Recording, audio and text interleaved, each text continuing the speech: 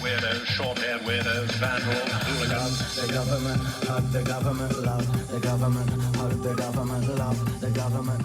Welcome to The Politics Guys, a place for bipartisan, rational, and civil debate on American politics and policy.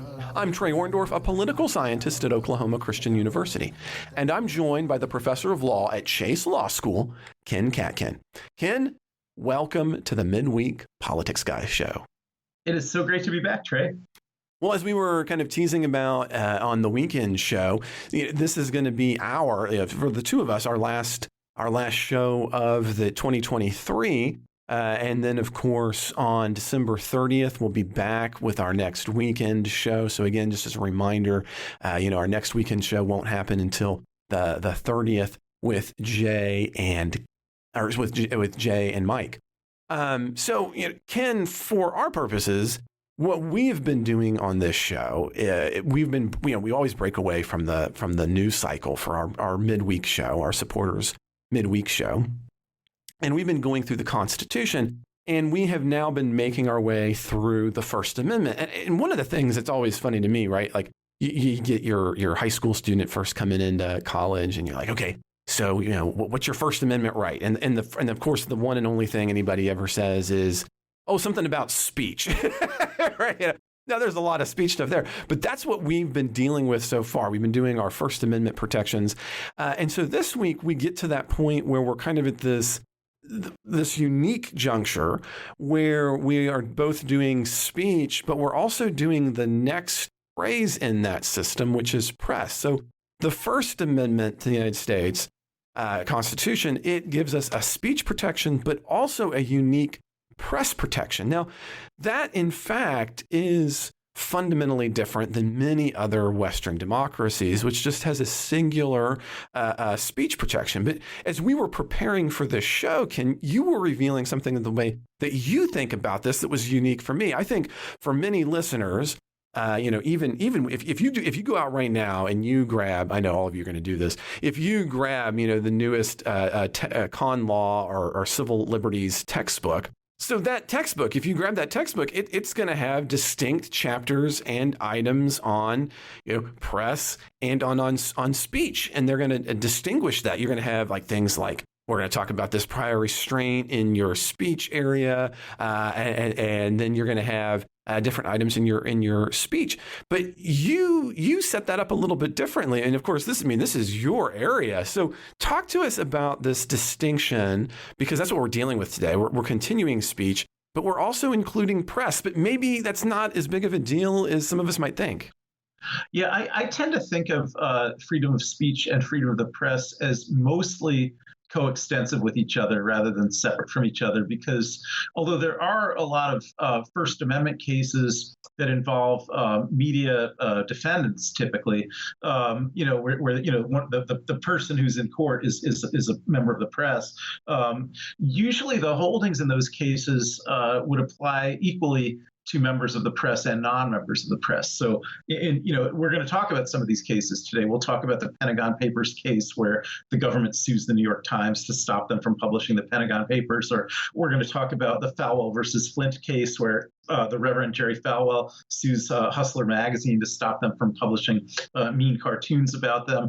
And in those kind of cases, although you actually do have a press defendant in the case, the court's decisions on whether the First Amendment does or doesn't protect those particular publications would generally apply equally to the press and to people who are not the press. That if there's a right of the press to publish something, it's usually coextensive with the right of anybody else to say or publish the same thing, to say or write the same thing. So I don't tend to think of those cases as carving out any unique rule for the press. I think there's really only a small handful of cases that carve out kind of unique rules for the press that wouldn't apply to people who aren't the press. And those mostly have to do with issues about what's sometimes called reporters' privilege, the ability of reporters to not reveal who their sources are or what information they have or things like that. So, but when we're talking about the right of the press to publish something, usually anything the press could publish, that would mean that people who aren't the press could also publish it. So I usually think of those more as freedom of speech cases. Now, one of the things that maybe comparatively seem a little bit different is that other countries, even democracies, seemingly have tighter prior restraints often on the press. Do you think that is related to not having that, or do you think that's just a different kind of jurisprudence that comes out? Well, I think I would consider that all to be freedom of speech also. I wouldn't particularly think of that as freedom of the press, because we have the same rules under our Constitution against prior restraints, no matter whether the entity who's being restrained is the press or is just any ordinary person, right? So the government would have to meet exactly the same very high constitutional bar if they wanted to put a prior restraint on this program, which might be considered the press, versus if they wanted to put a prior restraint on what you or I wanted to say in our classrooms, which where we wouldn't be considered the press, right? There wouldn't be any difference in the legal standard that would apply. So for that reason, I don't think that our rules against prior restraint really are unique to rules that protect the press. I think that's just part of our general strong protection of freedom of speech. So in that vein, what we're going to be continuing to do then is we're going to be talking and thinking about broadly the speech and press protections that we have and what some of those limits might be. And that's what we were dealing with last time as well, but we didn't really get to all of it. As a matter of fact, this is kind of the crux of it, right? We had talked last time about how the fundamental issue is not what you can do, but what you can be punished for after the fact, right? And that held true when we were talking about religion as well. As a matter of fact, one of my favorite, for those of you who don't know, William Blackstone is this really famous English jurist, and he kind of sums things up this way. He says, quote, "The liberty of the press," or in this case, maybe press or speech, "consists in laying no previous restraint upon publications and not in freedom from censure, criminal matter when published," end quote. And so there's this kind of idea that, of course, you have the right to say things, but there can be limits to that. And you had mentioned one of those in terms of Hustler Magazine versus Falwell, where we have deals of with issues with libel.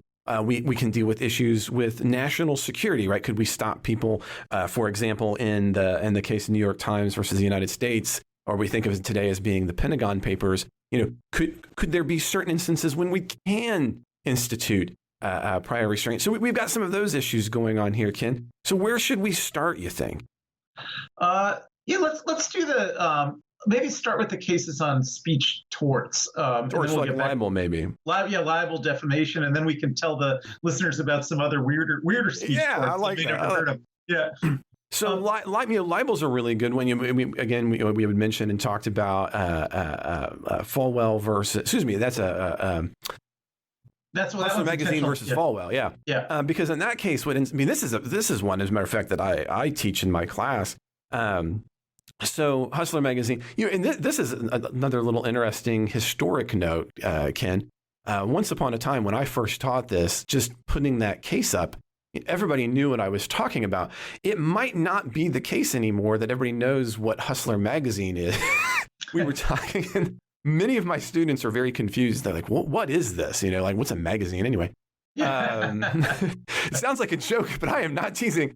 And so Hustler Magazine was primarily a pornographic magazine, right? What we mean by that was there was a lot, it had sex acts in it, right? And so that's kind of what differentiated it from, say, things like other magazines at the time, like Playboy, that were primarily non-sex acts, right? There was nudity, but non-sex acts. And what made Hustler Magazine was a magazine that included sex acts in it. But that was not the only thing that it had. There were other bits to it. And so Larry Falwell is the owner and publisher. Larry Flynt. I got that. Sorry. Flynt is, get it all together. He is the publisher of magazine. And so what ends up happening, have you ever seen the parody ad that is the heart of the case before, Ken? Oh, yeah, with the Campari rum. Yeah. Yeah, right. So, so there's this liquor, right? And so they had all of these ads where the whole thing was a double entendre, right? The idea was it's some famous celebrity back in the day, and it's talking about their first time, but the outcome of it all, of course, is it's their first time with the alcohol, right? It'd be kind of today like Taylor Swift is talking about her first time with Kelsey or whatever, right? But it's not really that. It's actually with her new drink or whatever. But in this case, what ends up happening is it is, in fact, about Jerry Falwell. Now, another item here is to recognize he was the original founder of places like Liberty University and an outspoken part of kind of what you might call the evangelical right. And back then, the moral majority would have been, I think, even more of the terminology that would have been used. And so this ad is all about him getting it on with his mom in an outhouse before getting drunk to go preach all that BS that he does in the pulpit. And so unsurprisingly, Jerry Falwell's not happy about this. And so no one in this case, of course, is claiming that you don't have, you have speech rights, but you don't get to defame me in the process of having your speech rights. So what's the outcome of all? I mean, because again, I wouldn't like things in print about me, having sex with my mom doggy style in the outhouse with crap, right? Like, I mean, that would make me upset. So what happens? Well, first, I got to just because I have to be technical about this. So although Falwell did bring claims for defamation, he also brought one for intentional infliction of emotional distress. Oh, that's true. Yeah, yes, yeah. Thank you. And the court only had to reach the First Amendment issue on the intentional infliction of emotional distress because he couldn't make out the elements of defamation, no matter whether or not the First Amendment applied here or not. The lower courts had already found that nobody could actually believe that this ad was literally true. And in fact, I think that it was a parody ad. And I think, besides showing, as you said, Falwell with his mother in an outhouse getting it on before they got drunk, which seems not plausible. It also said right on it, parody not to be taken seriously. So just on the basic element of whether that could be defamatory, the lower courts had found that it couldn't be defamatory because it couldn't be believed, right? There'd have to be some element of that some readers would actually have to believe that it was true. It was a true allegation before you could get into the question of whether it's falsely harming someone's reputation. Right. So that claim was rejected just as a tort claim. But the claim that gets the case to the First Amendment case to the Supreme Court is that the lower courts did find that even though the cartoons could not have been taken by any reader to be literally true, and therefore couldn't have harmed Falwell's reputation because it couldn't have been believed, that it could have inflicted emotional distress on Falwell, that it's very hurtful for Falwell to look at a picture like this. It's very hurtful for Falwell to know that thousands or tens of thousands of people who read Hustler are looking at this picture, and even though they're not believing it to be literally true, they're laughing at him, and that's just kind of hurtful for him to be held up in that kind of light. And that kind of thing can sometimes be a valid tort claim under a tort called intentional infliction of emotional distress. So plaintiffs can sue and get a civil recovery, get money damages for that kind of thing.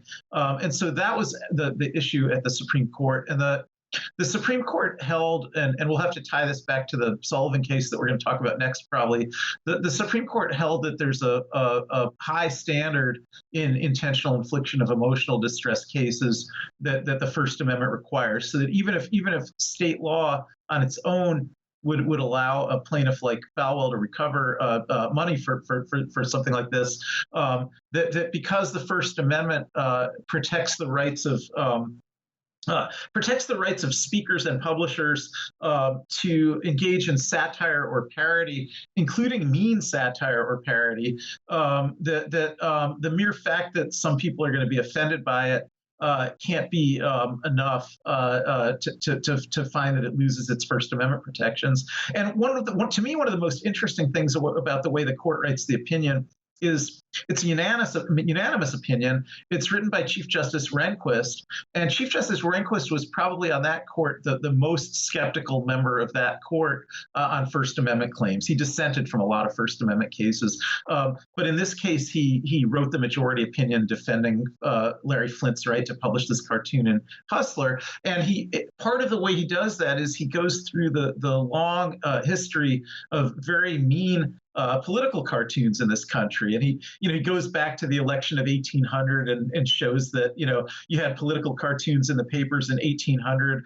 that referred to Thomas Jefferson as the Negro president and showed all of his illegitimate African-American children, of which there may have probably only been one, but they would show him with dozens of them and stuff like that. And then just to be clear, he had more than one. Did he have more than one? Yeah.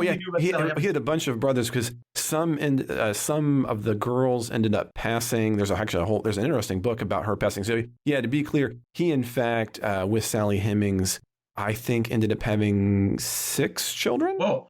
So those cartoons in his own time were more accurate than I realized. Yeah, they were.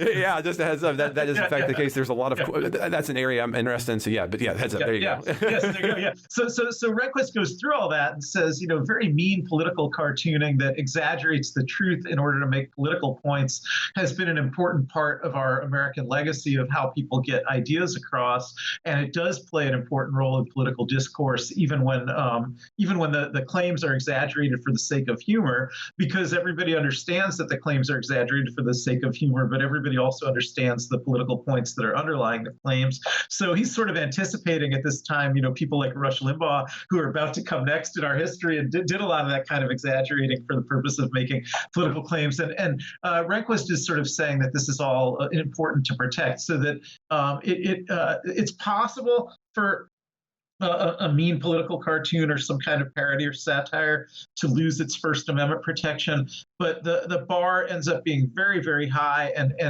ends up being the same as in the bar for defamation claims. And just to kind of cut to the chase now, but then we'll talk about defamation next, that's going to include having to show that there was falsity and harm to reputation. And so in the case of a cartoon like this, it's almost a given that there's not going to be falsity or harm to reputation if a cartoon is not purporting to be literally true, right? If a cartoon is saying this isn't really true, this is just a parody, then there's not going to be falsity and harm to reputation. So it's going to wind up always being protected. So we got to move to next is what's the case when it's not attempting to be kind of that parody. But before we do that, I need to remind everybody that this is the end of our ad-supported preview. So if you want to continue to listen to this show with Ken and myself, we would love for that to be a case, but you need to be a member of the Politics Guys family for that to happen. So if you want to be a supporter, here's what you need to do to finish this conversation, and not only that, but to go back and get access to every single one of our ongoing Constitution series. And we'd love to have you be a part of that. So how do you make that happen? Just go ahead down there in the show notes and you can become a supporter of the Politics Guys. Now, you can also, if you don't want to head there, you can go to patreon.com/politicsguys, and you'll see all the different things you'll get. Now, one of them, of course, is this show, but also you'll get things like the show ad-free. You want to listen to me do this anymore. That's always a lot of fun, isn't it?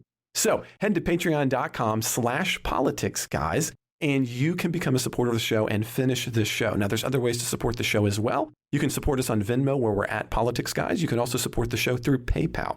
All of those support links, again, are in the show notes, as well as by heading to politicsguys.com/support. If you're not in a position to get this supporters exclusive midweek show, but you would like to get that anyway, please just shoot an email to mike@politicsguys.com and he'll get a few things ready for you.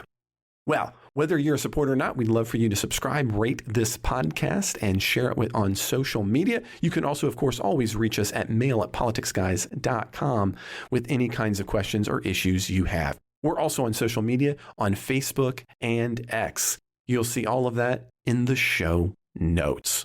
The executive producers of the Politics Guys are Bruce Johnson, Wilma Marino, Andra Masker, Daniel Toe, Ryan Beasley, and Don Oglesby. We'll be back with a new episode on December 30th. I hope you'll join us then.